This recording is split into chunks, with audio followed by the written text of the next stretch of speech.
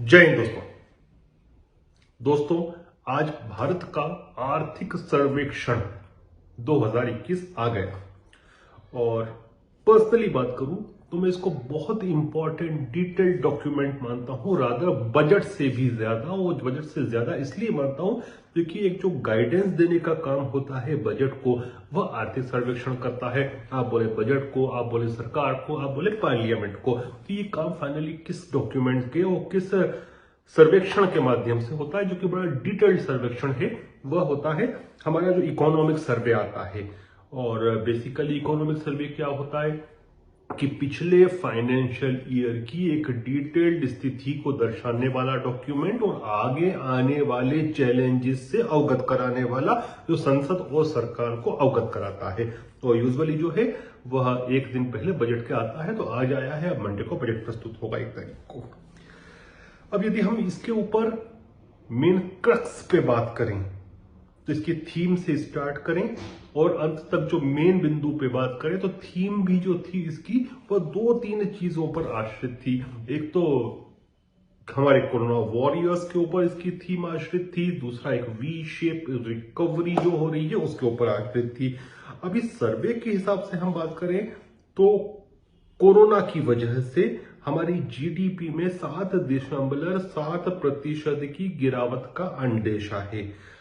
और यदि रिकवरी की बात करें तो वित्तीय वर्ष 2021 और 22 की बात करें तो इसमें 11% की जीडीपी ग्रोथ दिखाई गई है। मतलब इसका मतलब क्या हुआ, साफ साफ आप देखिए कि 7.7% की डिक्लाइन, जो कि दुनिया भर की एजेंसीज भी भारत के विषय में वही मानती है, उनसे मिलता जुलता ही आंकड़ा है।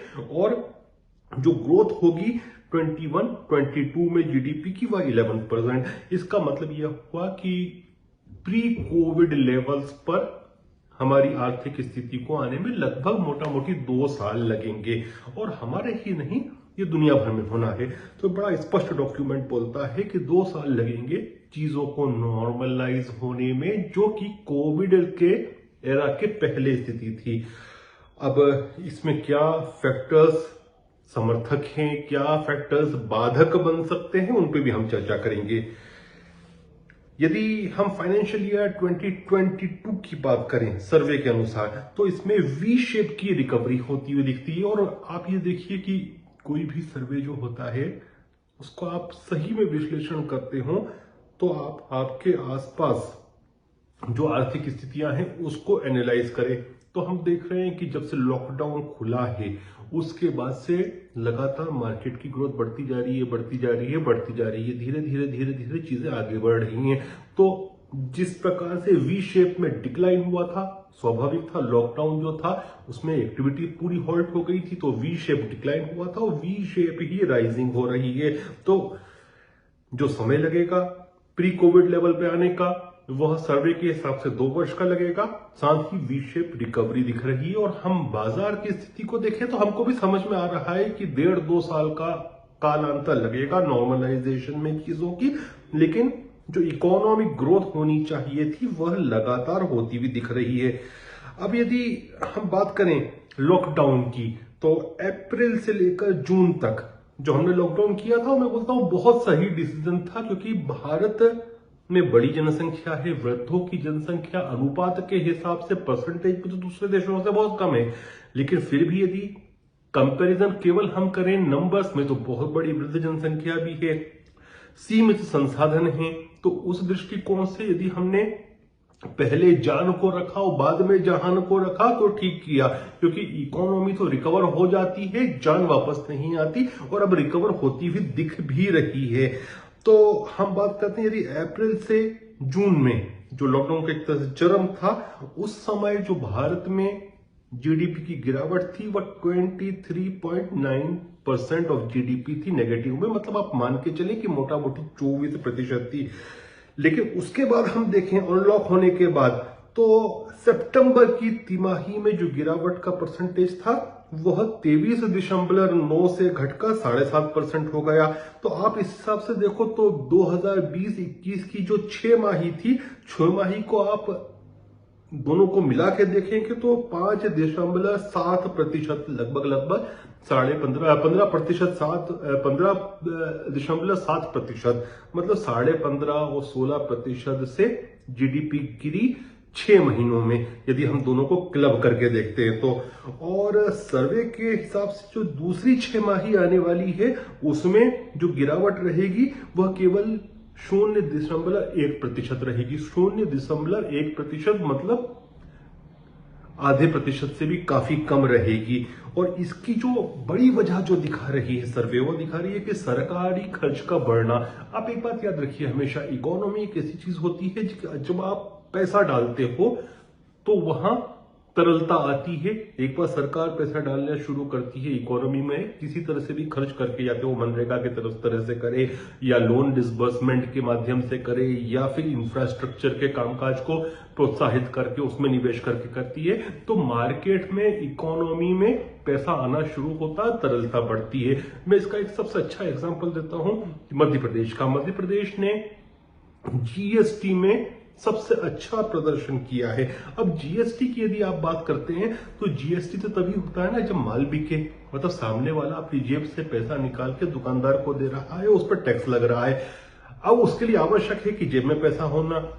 मध्य प्रदेश की सरकार ने लगातार किसानों के खातों में पैसा डाला। उसका आप ये देखिए कि चाहे वह केंद्र से लेकर डाला हो, केंद्र से मतलब बैंक से लेकर डाला हो, रिजर्व बैंक से लेकर डाला हो, लोन लेकर डाला हो, जिस तरह से भी डाला, लेकिन उसका इफेक्ट क्या आया कि जीडीपी का कलेक्शन बढ़ा। जीडीपी का कलेक्शन सीधे सीधे दिखाता है कि ट्रांजैक्शन कितना हो रहा है, मार्केट में रोटेशन पैसे का कितना हो रहा है। इसीलिए जो अंतरराष्ट्रीय एजेंसीज हैं उन पर ज्यादा सोचने की जरूरत नहीं है कि वे आपका वैल्यूएशन कहां रखती हैं। भारत सरकार जिस प्रकार से खर्चा करती जा रही है, मार्केट में पैसा डालती जा रही है, उसकी वजह से रिकवरी दिखती जा रही है।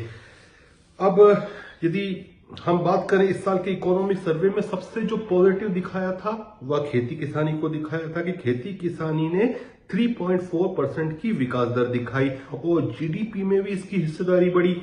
यदि पिछले साल जो 17.8% थी, 17.8% थी, वह इस साल बढ़कर और लग रहा है कि ये 19.9% हो जाएगी। और इसीलिए जो 3 खेती के बिल हैं ये बहुत लाभदायक है, क्योंकि 85% जो किसान है भारत का वह बेसिकली छोटा किसान है। छोटा किसान की बार्गेनिंग की क्षमता कम होती है, तो जब वो कॉन्ट्रैक्ट खेती करेगा तो वो पहले से ही रेट को निर्धारित कर सकता है। फिर जब प्राकृतिक प्रकोप आते हैं तो सबसे ज्यादा कोई मरता है, कोई पिसता है, तो छोटा किसान पिसता है। अब इसमें जो प्राकृतिक प्रकोप आते हैं और उसमें जो अनिश्चितताएं आती हैं, उसमें जो रिस्क फैक्टर है वह जो कॉन्ट्रैक्ट कर रहा है उसका होगा, ना कि छोटे किसान का होगा। तो इससे मुझे भी अपेक्षा है कि खेती का देश के जीडीपी में प्रतिशत बढ़ जाएगा। फिर एक और बहुत बड़ी चीज जो दर्शा रहा है हमारा जो सर्वेक्षण है, आर्थिक सर्वेक्षण, कि हेल्थ केयर में सरकार को 2.5 से लेकर 3% खर्च करना चाहिए। अभी लगभग 1% है। और हमको कोरोना ने ये बात सिखा दी कि हेल्थ में सरकार को हेल्थ केयर में 2.5 से लेकर 3% के लगभग खर्च करना चाहिए, जो अभी 1% है। और कोरोना काल में हमने देखा कि हेल्थ कितना महत्वपूर्ण सब्जेक्ट है। तो डेफिनेटली सरकार, मुझे अपेक्षा है कि इसमें हो सकता है 3% तक नहीं भी जा पाए तो 2% तक तो डेफिनेटली जाएगी। और मैं सोचता हूं इसमें एक तरीका और भी हो सकता है जिसका अपोज नहीं करना चाहिए। हो सकता है लोग करें, लेकिन मैं इकोनॉमिकली कुछ हद तक राइट विंग हूं, या कुछ हद तक आप ये भी कह सकते हो कि एक्सट्रीम राइट विंग हूं। तो मुझे लगता है कि यदि सेस लगा दिया जाए हेल्थ केयर के नाम पर तो कोई बुरी बात नहीं है। सेस बहुत छोटा फिगर होता है टैक्स के रूप में, लेकिन उसका उपयोग यदि केवल हेल्थ केयर में ही किया जाता है और सेस का उपयोग उसी खाते में होगा जहां जिस चीज के लिए लगाया गया है, तो देश को लाभ मिलेगा, लोगों की हेल्थ सुधरेगी। फिर इकोनॉमिक सर्वे में एक और चीज कही है कि भारत को यदि दुनिया की तीसरी सबसे बड़ी अर्थव्यवस्था बननी है तो इनोवेशन आवश्यक है। अब हम अभी 5वें स्थान पर खड़े हैं। अब ब्रिटेन में और हम में यदि देखें तो बहुत थोड़ा सा डिफरेंस है, और अभी ब्रिटेन के एग्जैक्ट पिक्चर आ जाने दें, क्योंकि ब्रिटेन जिस प्रकार से महामारी से जूझ रहा है, निकल नहीं पा रहा, भारत बहुत हद तक निकल चुका है। तो हमको इनोवेशन बढ़ानी होगी यदि हमको तीसरे पायदान पर आना है। अब इनोवेशन डेफिनेटली, क्योंकि जो फोर्थ इंडस्ट्रियल रिवॉल्यूशन है ये इनोवेशन और इंटरनेट बेस्ड ही रहनी है, ऑनलाइन बेस्ड रहनी है, डिजिटल रिवॉल्यूशन है।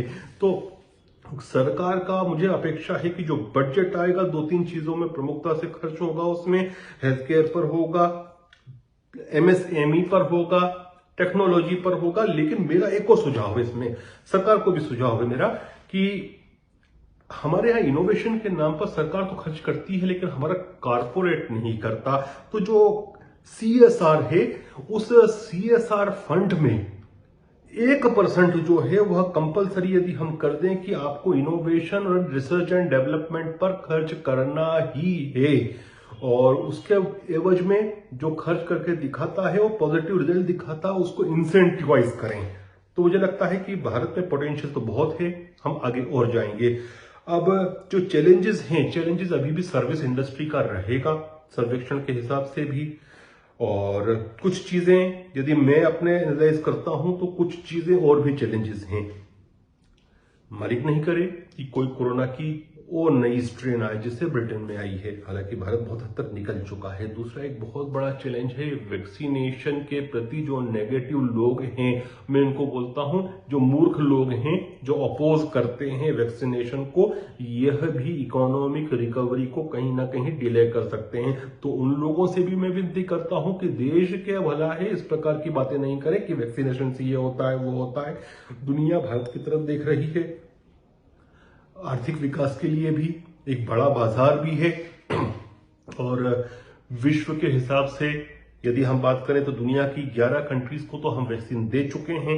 दुनिया के लिए यह वैक्सीन बहुत आवश्यक है, भारत के लिए भी आवश्यक है। तो जो लोग इसको अपोज कर रहे हैं उनको सचेत रहने की जरूरत है कि देश का हित इसमें नहीं है। तो मुझे लगता है कि जो बजट आएगा, बजट्स में यह 3-4 चीजें बहुत महत्वपूर्ण रहेंगी।